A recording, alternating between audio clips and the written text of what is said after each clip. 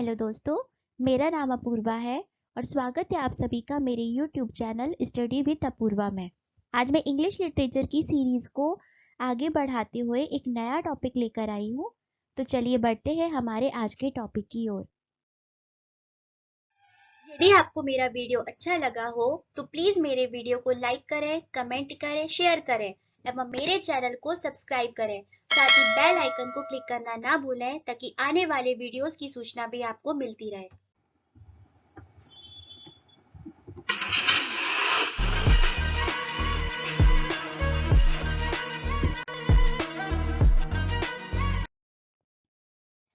आज का हमारा टॉपिक है मिडिल इंग्लिश। तो चलिए शुरू करते हैं हमारा आज का वीडियो। पिछले वीडियो में हमने ओल्ड इंग्लिश के बारे में जाना था। अब उसी सीरीज को आगे बढ़ाते हुए मैं मिडिल इंग्लिश वाला टॉपिक लेकर आई हूँ।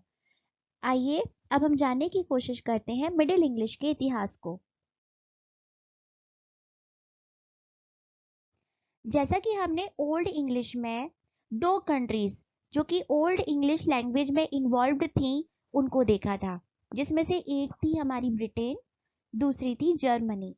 तो जर्मनी से कुछ ट्राइब्स आई थी जो कि ब्रिटेन की मदद करने के लिए आई थी। अब ये जो हम मिडिल इंग्लिश देख रहे हैं इसमें भी दो कंट्रीज इन्वॉल्व है।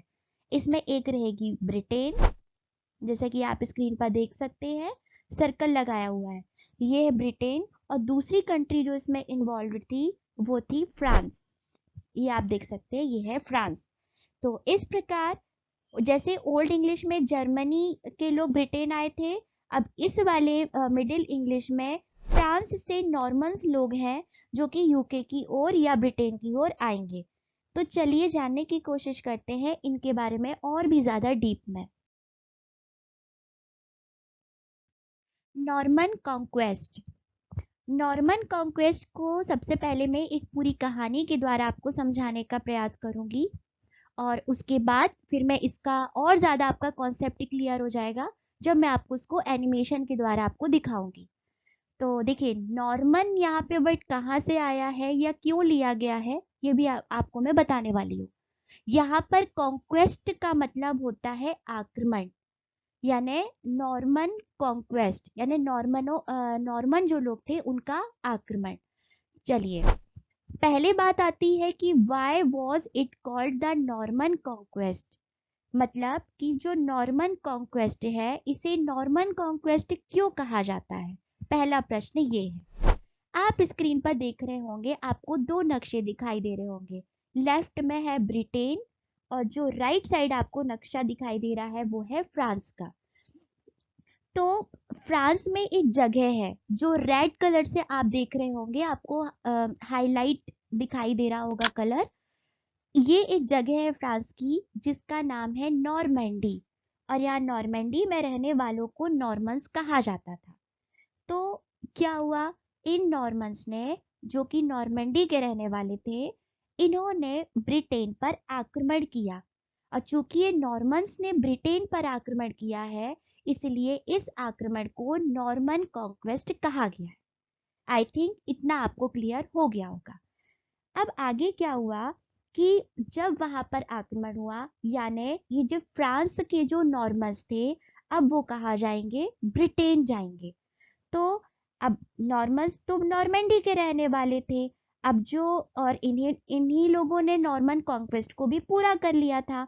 तो उस समय जब ये ब्रिटेन आए होंगे तो उस समय ब्रिटेन में दूसरी लैंग्वेज बोली जाया करती थी। तो स्वाभाविक सी बात है कि जब नॉर्मन्स यहाँ से गए होंगे तो उनकी अपनी भाषा दूसरी रही होगी और जब ब्रिटेन आए होंगे तो उनको दूसरी भाषा देखने को मिली होगी। तो दोनों को बात करने में या एक दूसरे की बातों को समझने में दिक्कत आती थी। तो वो इसके कारण क्या होता था, जैसे उनको कोई ऑर्डर पास कराना है तो वो नहीं करा पाया करते थे। फिर आगे क्या हुआ, उस समय जो नॉर्मैंडी का राजा हुआ करता था जिसका नाम था विलियम द फर्स्ट, तो ये नॉर्मैंडी का ड्यूक हुआ करता था। अब इन्हीं लोगों ने तो नॉर्मन कॉन्क्वेस्ट जीता था, यानी अब ये ब्रिटेन पर भी चले जाएंगे। तो स्वाभाविक सी बात है, जो राजा अभी नॉर्मैंडी का था अब वो ब्रिटेन का भी ड्यूक कहला जाएगा। यानी जो विलियम द फर्स्ट है अब वो ब्रिटेन का भी ड्यूक बन गया। अब क्या हुआ, जो जो विलियम फर्स्ट है उसने सोचा कि क्यों ना कुछ भाषाई बदलाव किए जाए, कुछ ऐसी भाषा के बारे में सोचा जाए जो नॉर्मैंडी या नॉर्मन्स लोगों को भी समझने में दिक्कत ना हो और वहां ब्रिटेन में जो रह रहे उनको भी दिक्कत ना हो। तो फाइनली ये हुआ कि ये जो भाषा बनी होगी वो अ, एक ऐसी भाषा का मतलब निर्मित करने की बात कही गई जो दोनों के लिए ऐसा कॉमन हो, जो दोनों उसको समझ सके। और फाइनली वही भाषा जाके द लैंग्वेज ऑफ कोर्ट कहलाई थी, मतलब न्यायालय की भाषा कहलाई थी। अब आप सोच रहे होंगे कि यहाँ पे न्यायालय कैसे आया, उस समय तो कोर्ट हुआ ही नहीं करते थे। तो यहाँ पर उस समय जो दरबार हुआ करती थी जिसमें सारे निर्णय वगैरह लिए जाते थे उसको यहाँ पर कोर्ट कहा गया है। चलिए अब ये पूरी कहानी को मैं आपको एनिमेशन के थ्रू समझाने का प्रयास करती हूँ। ये देखिए, ये है फ्रांस। ये फ्रांस से जो नॉर्मन्स लोग हैं जो कि नॉर्मैंडी नामक जगह से ब्रिटेन की ओर जा रहे हैं।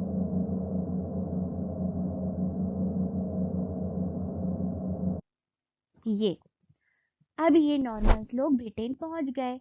Normans were the residents of Normandy and they completed the Norman conquest. जैसा मैंने अभी आपको समझाया था कि नॉर्मन लोगों ने ही नॉर्मन कॉन्क्वेस्ट को पूरा किया था। Normans found it difficult to talk to people and pass order। यानी जो नॉर्मन्स थे वो एक दूसरे की बात को समझ नहीं पाते थे, बात करना उनको मुश्किल होता था और कोई भी ऑर्डर वो पास कराने में भी उनको कठिनाई होती थी। William first the duke of Normandy brought some linguistic changes. तो उस समय जो विलियम फर्स्ट था उनने क्या किया, एक ऐसी भाषा के बारे में सोचा या भाषाई बदलाव के बारे में इन्होंने सोचा था। As the result, it became the language of the court।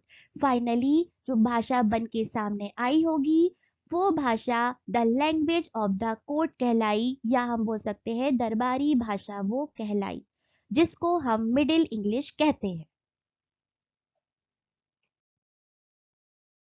अब हम देखते हैं evolution of middle English. Screen पर मैंने बाइलिंगुअल चीज़ें यूज़ की हैं, आप देख सकते हो, इंग्लिश में भी है हिंदी में भी है, जिससे दोनों मीडियम के बच्चे इसको समझ सके। शुरू करते हैं। With the beginning of the Norman conquest 1150 AD, the secondary evolution of the English language started taking place। Norman विजय 1150 ईस्वी की शुरुआत के साथ अंग्रेजी भाषा का द्वितीयक विकास होना भी शुरू हुआ था। देखिए, ये है हमारा ब्रिटेन और इस ब्रिटेन में आप देख सकते हैं ये जहाँ पे मार्क लगा हुआ है, यानी कहाँ कहाँ पर नॉर्मन्स द्वारा आक्रमण किए गए थे, ये दिखाने की इसमें मैंने कोशिश की है। अगला है, it was the mixture of Latin language and Germanic language. With a change English language gained more audience, popularity and words as well. यह लैटिन भाषा और जर्मनी भाषा का मिश्रण था। इस बदलाव के साथ अंग्रेजी भाषा को अधिक दर्शकों की लोकप्रियता और शब्द भी मिले। देखिए, अब आप सोच रहे होंगे लैटिन भाषा और जर्मनी भाषा यहाँ पर क्यों लिखा हुआ है। यदि आपने मेरा पिछला वीडियो देखा होगा तो उसमें ओल्ड इंग्लिश लैंग्वेज के बारे में मैंने वीडियो बनाया था। उसमें हमने देखा था कि कैसे जर्मन्स जो थे, जर्मनी के लोग थे, वो किस तरह से ब्रिटेन आए थे और अपने साथ अपनी भाषा लेके आए थे, यानी जर्मनी भाषा वहां पे बीच में बोली जाने लगी थी। और लैटिन भाषा यहाँ पे इसलिए लिखा हुआ है क्योंकि यहाँ पर फ्रांस के लोग जो है नॉर्मैंडी के नॉर्मन्स हैं, वो ब्रिटेन की तरफ आ रहे हैं। तो उस समय जो लैटिन भाषा है वो उनसे जुड़ी हुई भाषा थी जो बोली वहां पर जाती थी। यानी अब लैटिन भाषा और जर्मनी भाषा दोनों का मिक्सचर होगा और मिडिल इंग्लिश यहाँ पर बन के तैयार हो जाएगी। अगला है William first was a French nobleman, he observe that they were not very familiar to this language.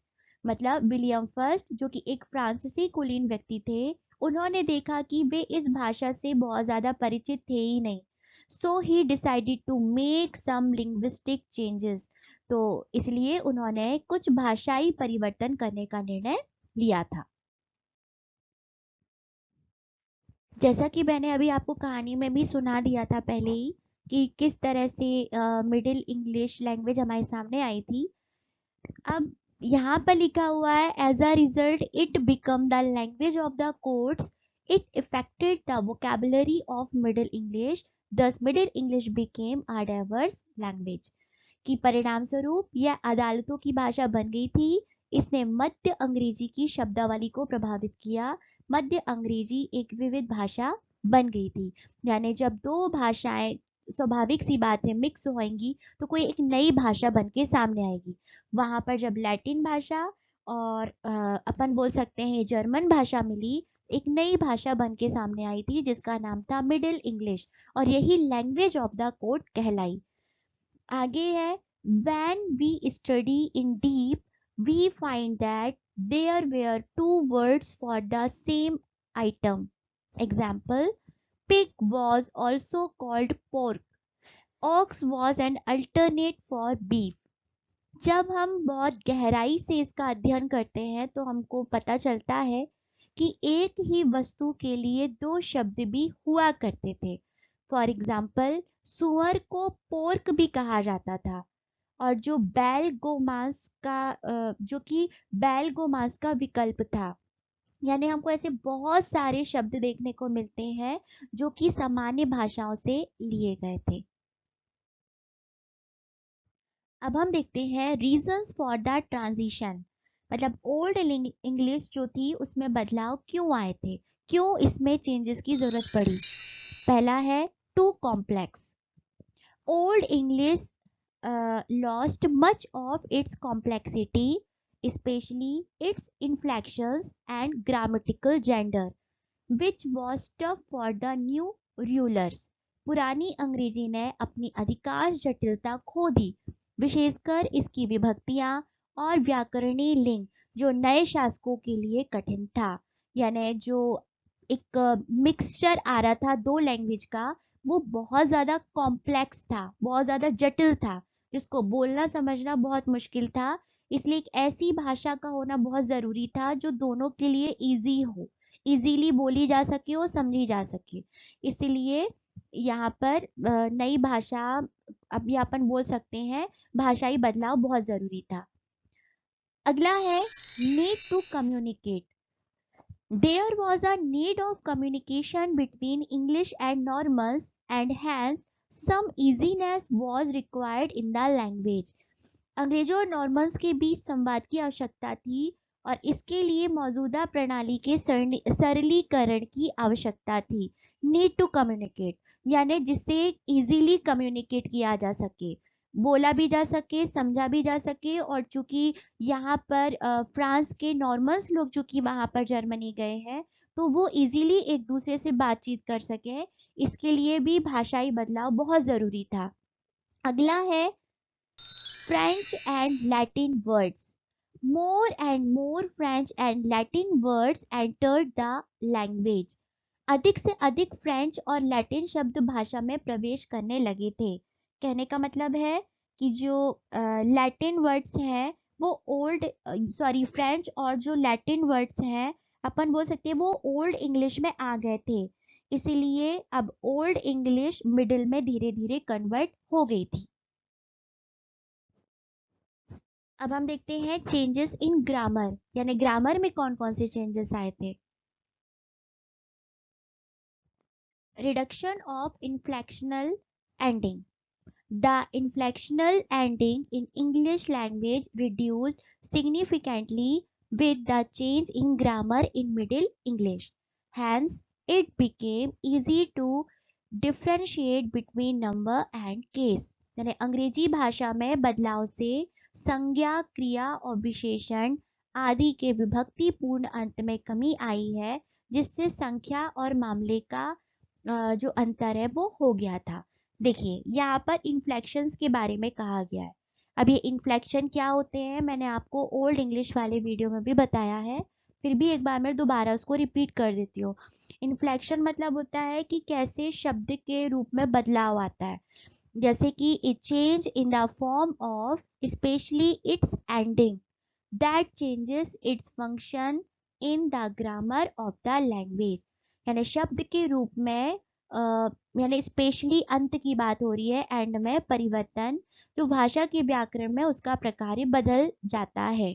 जैसे दो गर्ल्स आपको दिखाई दे रही होंगी, एक में गर्ल्स दिया है मतलब प्लूरल नंबर बहुत सारी लड़कियां, और एक है गर्ल्स जिसमें पास्ट ऑफ एस लगा हुआ है यानी लड़की का, है ना। किसी भी चीज में पास्ट ऑफ एस लगा होता है मतलब वो उस चीज का, के की, इसको डिनोट करता है। तो उस ओल्ड इंग्लिश में इन्फ्लेक्शन बहुत ज्यादा यूज हुआ करते थे, तो उनको समझ पाना बहुत मुश्किल होता था।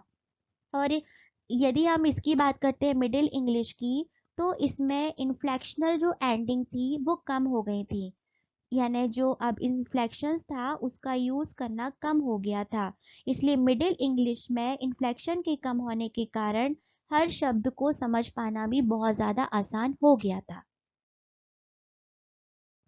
अब हम देखते हैं change in nouns. Many singular nouns were converted into plural and plural were converted into singular.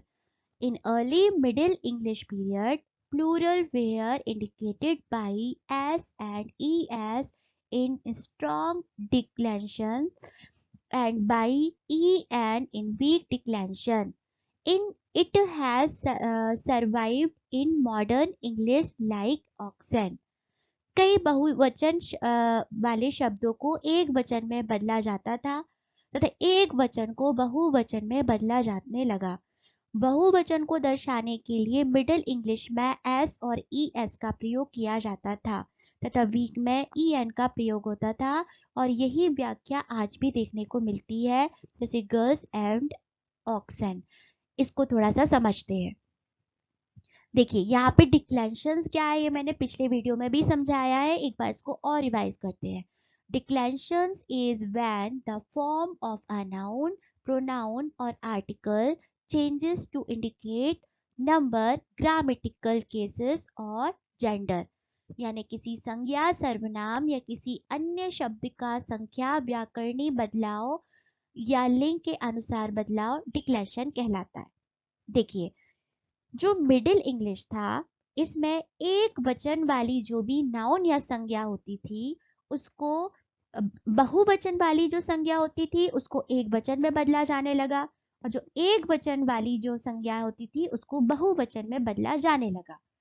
Old English में हमने देखा था जो डिक्लेंशन है उसका यूज होता था, और वो क्यों होता था, सिंगुलर प्लूरल बताने के लिए डिक्लेंशन का यूज होता था ओल्ड इंग्लिश में।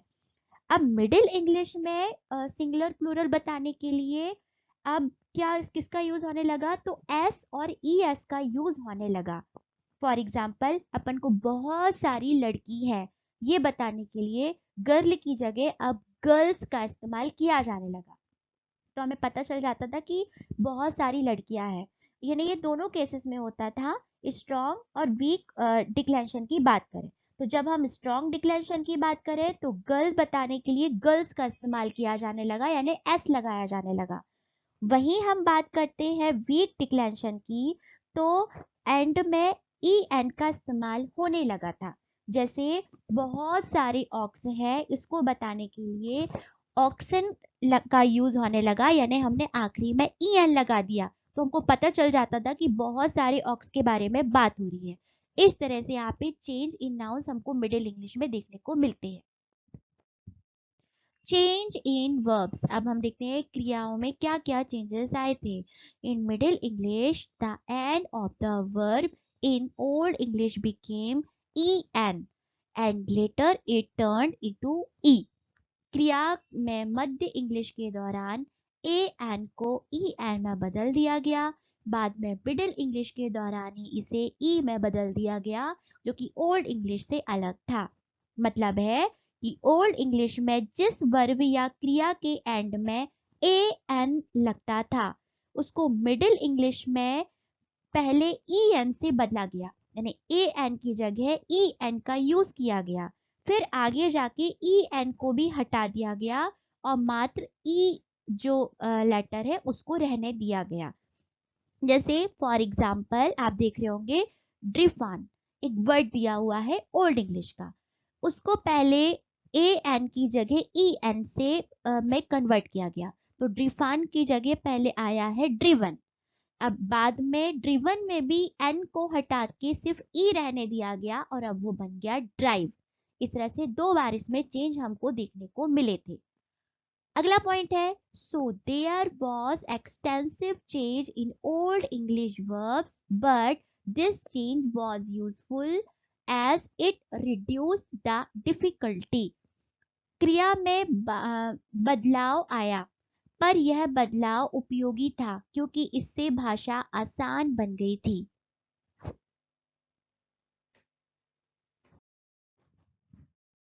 अब हम देखते हैं change in grammatical gender. As we know in old English wife man, जिसको वुमेन कहा गया है, was masculine and wife and child was neuter. But in Middle English, male were considered masculine, females are feminine, and all other things neuter. हम जानते हैं कि old English में विफ man, women जिसको बोल रहे हैं, इसको पुल्लिंग माना जाता था और वाइफ और चाइल्ड को नपुंसक कहा जाता था। मगर मिडिल इंग्लिश में पुरुषों को पुल्लिंग और महिलाओं को स्त्रीलिंग एवं अन्य चीजों को नपुंसकलिंग कहा जाने लगा। देखिए यहाँ पे लिख दिया है पुल्लिंग मास्कुलाइन, स्त्रीलिंग फेमिनाइन और नपुंसकलिंग न्यूटर। यानी ओल्ड इंग्लिश में जो हमने देखा था उसमें वुमेन को मैस्कुलाइन या पुल्लिंग बताया गया है, वहीं पे वाइफ और जो चाइल्ड है उसको नपुंसक बताया गया है। लेकिन यदि हम मिडिल इंग्लिश की लैंग्वेज की बात करते हैं तो इसमें अब सारा जो लिंगों का निर्धारण था वो ठीक हो गया था। यानी अब पुरुषों के लिए पुल्लिंग, महिलाओं के लिए स्त्रीलिंग और ये जो अन्य जो चीज है उनको नपुंसक लिंग इसमें बताया गया है। अब हम देखते हैं change in vocabulary. A lot of French words were added in the English language during this period, 1150 to 1500 AD. Around 10,000 French words were added in the language and about 75% are still in use.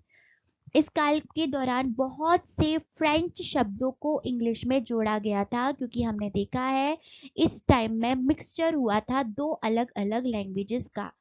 लगभग 10,000 नए शब्द जो कि थे English में जोड़े गए थे और उनमें से 75% ऐसे हैं जो अभी भी स्टिल यूज्ड में है या जिनको अभी भी इस्तेमाल किया जाता है।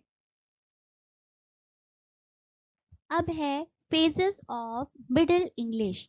The Middle English period was divided into two phases. मतलब जो Middle English है इसको दो फेज या दो भागों में बांटा गया है। स्क्रीन में आप देख ही रहे होंगे फर्स्ट फेज है और सेकंड फेज लिखा हुआ है।